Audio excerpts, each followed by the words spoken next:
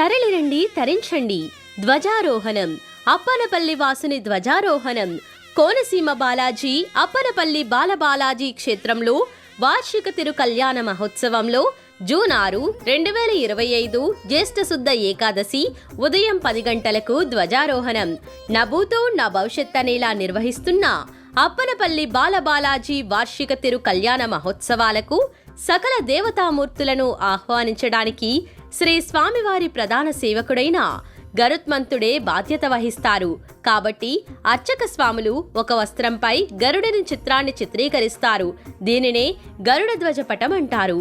ఉత్సవమూర్తులైన శ్రీదేవి భూదేవి సమేతుడైన స్వామివారి సమక్షంలో కళ్యాణ బ్రహ్మగారు నిర్ణయించిన శుభలగ్నంలో గరుడ ధ్వజ పటాన్ని తాడుకట్టి ధ్వజస్తంభం పైకి కడతారు. ఈ గరుడ ధ్వజ పతాకమే సకల దేవతలకు, అష్ట దిక్పాలకులకు, భూత ప్రేత యక్ష రాక్షస గంధర్వ గణాలకు స్వామివారి కళ్యాణ మహోత్సవ ఆహ్వానము. ఈ ఆహ్వానం అందుకున్న ముక్కోటి దేవతలు స్వామివారి వార్షిక దివ్య తిరు కళ్యాణం జరిగే 5 రోజులు అప్పనపల్లి క్షేత్రంలో ఉంటూ ఉత్సవాలను తిలకించి స్వామివారిని సేవిస్తూ ఆనందిస్తారు. ధ్వజారోహణ విశిష్టత: ధ్వజారోహణ దర్శనం సంతాన ప్రాప్తికి సాఫల్యం.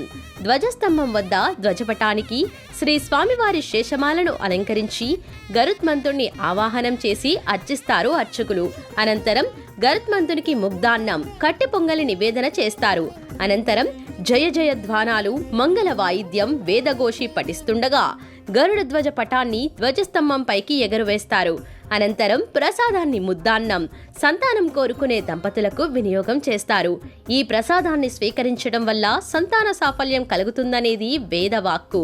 గరుడ ధ్వజ అప్పనపల్లి వాస గోవిందా గోవిందా.